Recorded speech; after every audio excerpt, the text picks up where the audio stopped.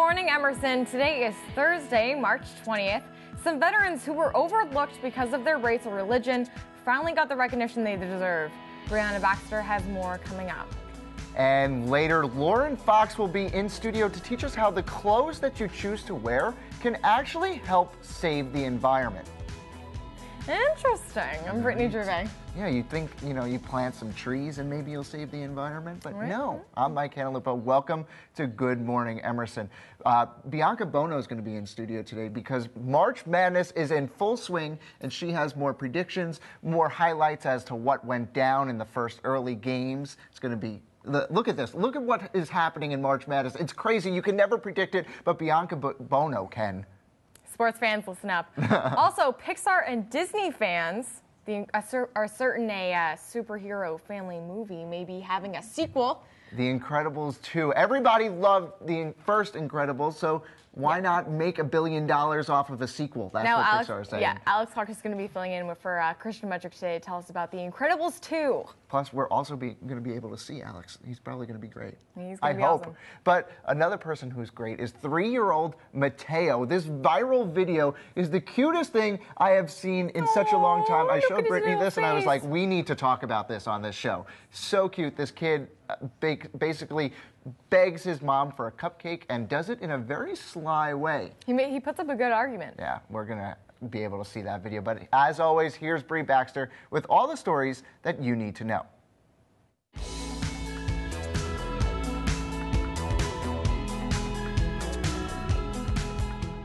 Good morning. In Seattle, a tragic incident on Tuesday sent shockwaves through the city. A news helicopter crashed in downtown, killing 2 and leaving 1 in critical condition. To see if anybody was still around, and I could not see anybody still in their vehicles, and just tried to keep everybody away from the jet fuel at that point. I mean, there's fuel running down the street and catching on fire pretty fast, so it was kind of chaotic there for a few minutes. Killed by the abrupt crash were the pilot and photographer working for a local news station. It was a routine both men had done several times a day. This time, the chopper nosedived quickly after taking off from a helipad on the station's building. It exploded on impact, catching nearby cars on fire. A man on the ground was in his vehicle when the accident happened. His car caught on fire. He was taken to a local hospital to be treated for burns covering 50% of his body. Investigators are still not sure what caused the wreck, and it could take months to piece the evidence together for answers. And President Obama honored 24 Army veterans with the country's highest military award for going above and beyond the call of duty.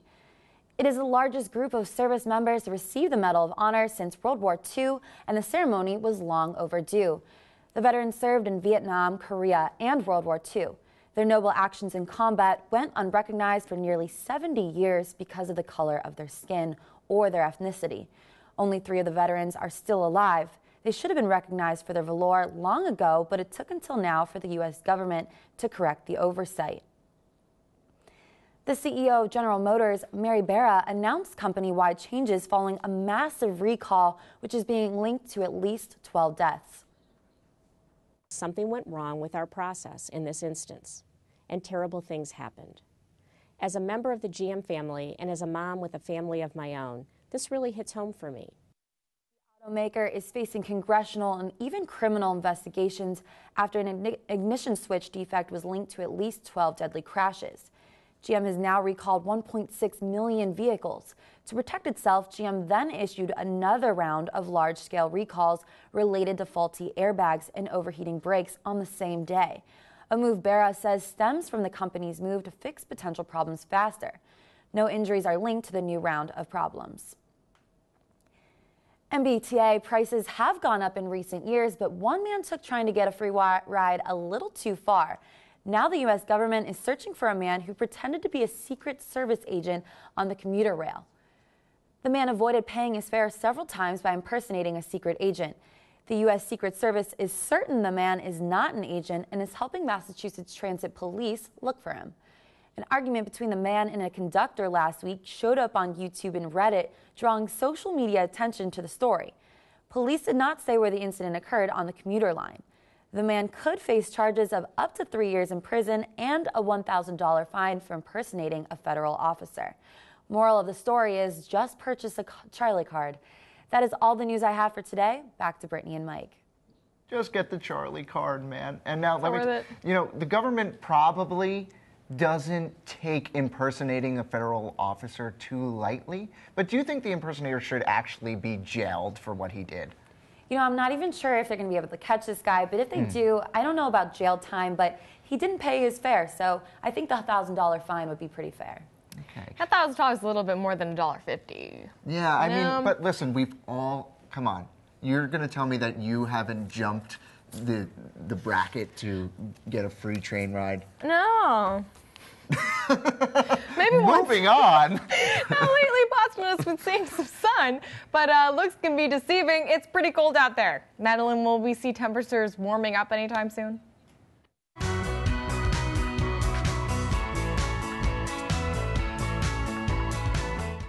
Hi, Brittany and Mike. Yes, we will be seeing some warm temperatures. Happy first official day of spring. Let's get right down to it. Today will be 52 degrees, and we'll see some rain showers this morning. That precipitation should stop around mid-afternoon. Moving into tonight, it will be clear and 32 degrees with wind speeds of up to 20 miles per hour. Tomorrow will be partly cloudy with a high of 45. The sun will be out tomorrow, and it's going to be pretty strong for this time of year, so try to soak up some vitamin D while you're outside tomorrow. And good news, our 5-day forecast is showing some spring-like temperatures that I know everyone has been waiting for. Saturday will be 54 degrees with some light rain throughout the day.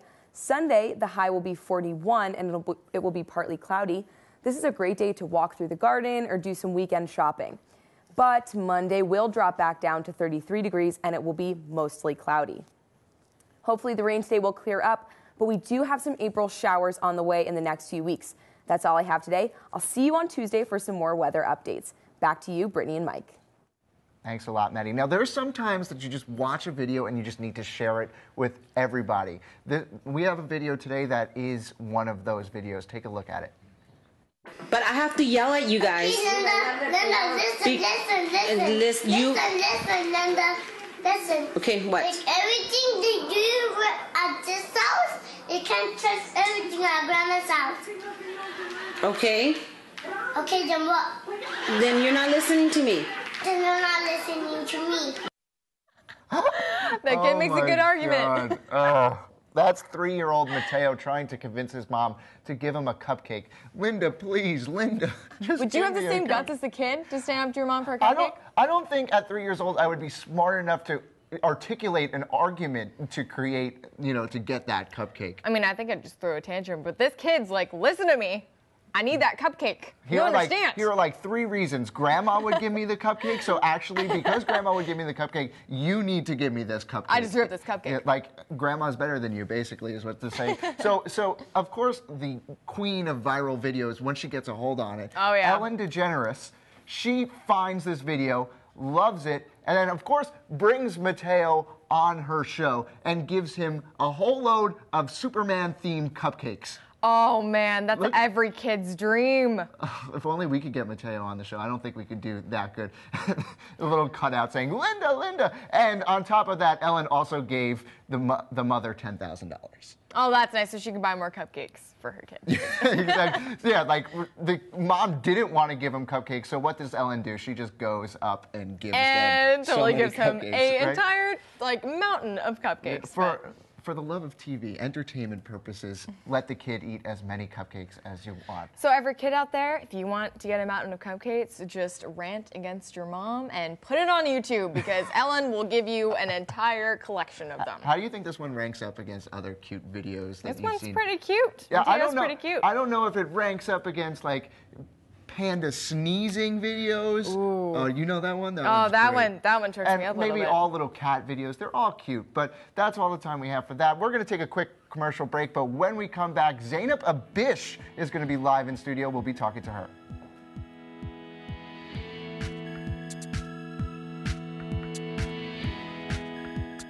Welcome back. We're joined by Zainab Abish, who is the head of a new photo exhibition called Cutting Glass. Thank you so much for being here. Thank you for having me. So tell us a little bit more about this exhibit. So our initial goal with Cutting Glass was it's a 90s themed art show. So we are juxtaposing the 90s pop culture with the actual historic happenings. Yeah, interesting. Yes. What kind of photography is involved with this exhibition? Well, it's not just photography. We're doing. We have an artist, Wilder Bunky, who's doing a wall mural. What? We have a television installation. A bedroom installation of a child's bedroom in the 90s. Wow. We are going to have a DJ that's going to be playing completely 90s theme songs. And we also have 90s home videos and photography exhibited all over. This is so cool. Everybody, sounds like my kind of party. Yeah, everybody you always talk to says, "Oh, I wish like we were back in the 90s. Yes, the times were so great growing up in the 90s." We were like 6 years old, but who counts? But like, this is that like how you got the idea going? Everybody saying, "Oh, we love the 90s." That's the thing. Our generation has such a nostalgic look back at the 90s, but we wanted to challenge that because the 90s, in terms of historic happenings, it wasn't. There was a lot of bad stuff that happened, basically. Right. And we're trying to challenge that idea. We're challenging our nostalgic look back with the actual historic happenings. Now, how can people check this out? Well, okay, we have an opening on Friday at 5, and the gallery is open every day from 12 to 5. Perfect. Where is the gallery? 6th floor of Tufte. Okay. Lovely. Yes. Now, where did you get? You're a photographer, right? You're photography based, or what kind of art do you? I'm doing the television installation for okay. Yes. So tell us a little bit more about that. What goes into the television? The television, all right, so we basically got a bunch of televisions from the 90s, the really big box ones. Oh, love those ones. And I had to go through like millions of cartoons, 90s themed cartoons and everything. And we also had to go through all of these news footages and compile them together and put them together. Wow. So yes. That's lovely. It sounds like such a cool project. I'm definitely going to check it out. And everybody else should also. Thanks so much for being here. Now, who would get the top seed if there was a March Madness bracket for GME? I'd give that one seed to Bianca Bono, while the Berkeley Beacon would give it to Christian Mudrick. But Bianca, show everyone why you're number one.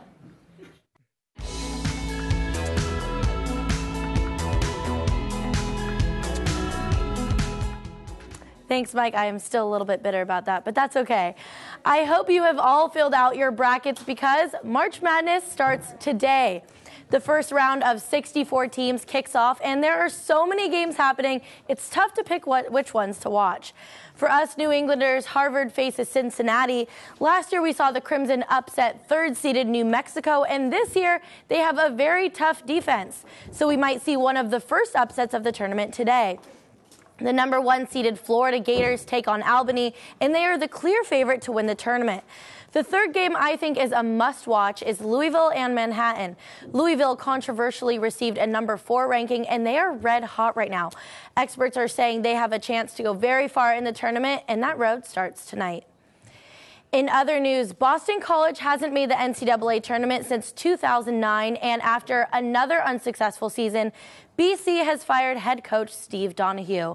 He's coached the Eagles for the past 4 years, and 2 of those seasons brought the most losses in school history.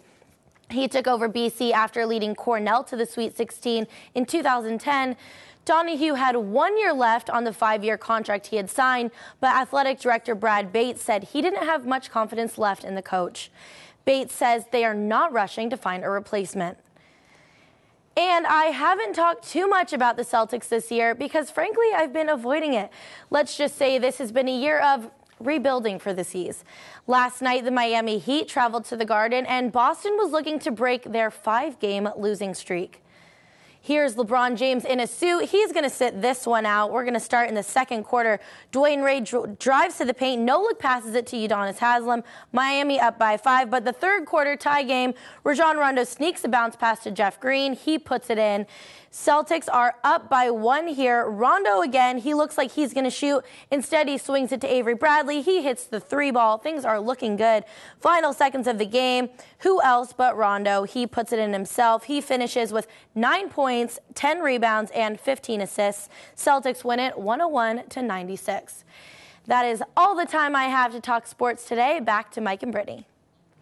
I like LeBron James in a suit. teams aren't even caring about playing the Celtics anymore. So that leads me to ask, are the Celtics even making an honest effort at this point, or are they trying to get that #1 pick? You know, it's really tough because when you have such a difficult season, it's really difficult to bring your A game every night. But the Celtics are playing hard, and arguably their 3 best games this season have been against the Miami Heat, one of their rival teams. And it was really great to see them pull off the win against them last night. So awesome.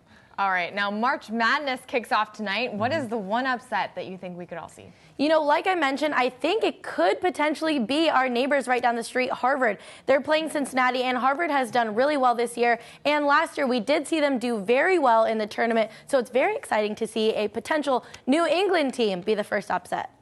Yeah, it's awesome. I saw a tweet the other day. It was like, the more you know about college basketball, probably the worse your bracket will be, just because of how crazy March Madness is. You can never predict. You never know what's going on. Yeah. But there's also been some exciting news for Disney and Pixar fans. There could be a sequel to a certain superhero family movie. Yeah, and Alex Clark, who's filling in for Christian Mudrick, will be here to fill us in.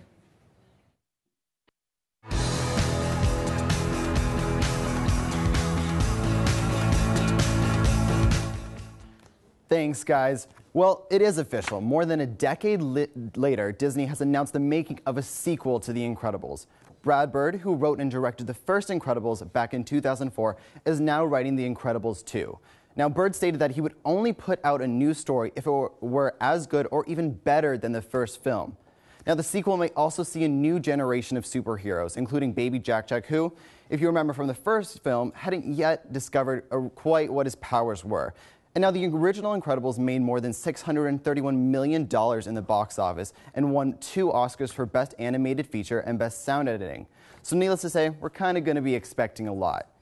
And now speaking of Oscar winners, Kate Winslet may have officially given her son one of the most obscure celebrity names ever when she named her son Bear Blaze Winslet.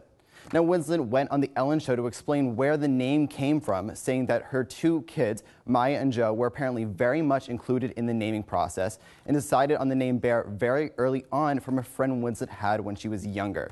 Now, the name Blaze actually comes from the time Winslet and her husband, Sir Richard Branson, first met in a house fire. And now I cannot think of anything more romantic than that. And moving on to a much less successful celebrity, Courtney Love has turned to Facebook to lead the Facebook search for the missing Malaysia airline flight 370. She posted a photo on Tuesday of an area of water with a handwritten pen pointing to an oil slick and an arrow pointing to where she thought the plane was. And who knew that Courtney Love would be the one to solve one of the biggest aviation mysteries since Amelia Earhart? But despite her effort, it has become official that her discovery was not, in fact, the plane. And now, speaking of crazy people who have no sense of reality, the Westboro Baptist Church has put a homophobic, deranged Christian spin on the chart-topping hit Royals. This is the same group that pickets soldiers' funerals and Taylor Swift concerts, and now they have apparently picked Lorde as their next target. The song features lyrics like, "He's greater than you ever dreamed, he's gonna make you mighty scream, crispy because you didn't care, we'll be caught up with him in the air." And Lorde has apparently found this hilarious and brushed it off sarcastically over Twitter. And on that happy note, I am out of time. Back to you, Brittany and Mike. Now, I know it's hard to top Bear Blaze Winslet, but if you were a celebrity, Alex, what would you name your son or daughter? What really got me, thinking about this was different items that you could find around the house, different fruit you could have. So maybe like pear, banana, grape, throw pillow, comforter, quilt, tapestry. Pillow. Tapestry's a great one, I think. Throw, first name, pillow, middle name. Middle name. Throw I think it's lovely. I love that. Now, really serious question here. Do you think the Malaysian government should hire Courtney Love as a consultant because she's really, really good with Microsoft Paint? I think she's very talented because she can really offer a different perspective that you wouldn't normally see in this type of environment. And she could be exactly what we need to solve these major, major mysteries.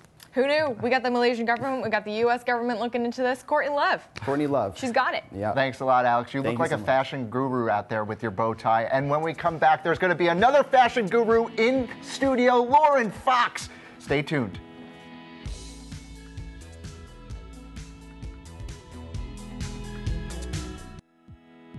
Now, Lauren Fox searched all over Boston to find the most eco-friendly and stylish stores around. She found Chris, one of the leaders at Patagonia. Hello, I'm here outside of Patagonia, Newberry's #1 eco-friendly clothing store. We're going to go inside and take a look at some organic clothes and a unique recycling way of shopping. Let's go in and take a look.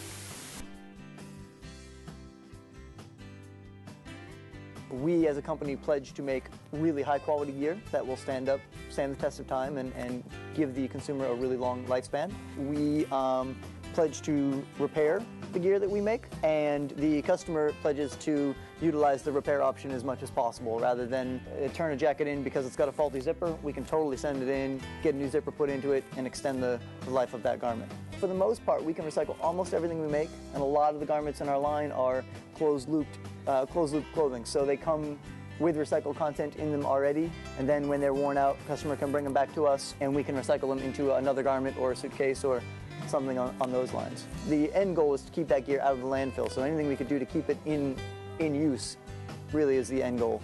We get a very varied clientele here on Newbury. The Boston store has been here since 1988. So we do have a lot of foot traffic on the Newbury Street scene, but we also have a really core clientele of climbers and skiers and outdoor enthusiasts that come in, and because we've been here so long, know that we're here and will stop in.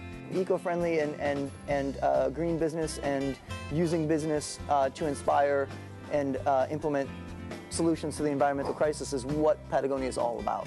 And the fact that it's in fashion now is great. It means the rest of the industry is sort of catching up and waking up to it, and we hope to continue to inspire other businesses to do that. Now I'm going to go back to the studio where I will be talking about some more eco-friendly wear.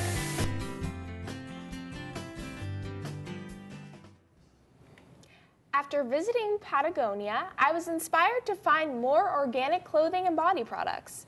I brought in some of my favorite items that you can feel good about without breaking the bank. Awesome, and they'll probably also make you feel good, which is the most important part. Yes, exactly. So first off, we're going to start off with the Neutrogena Naturals brand of face wash. Okay. No parabens, no sulfates, pretty affordable, and you can find it at CVS. See, the hardest things about face washers or like face cleansers is that they have so many chemicals, and it's just so harsh for your face. And this one just has willow bark bionutrate.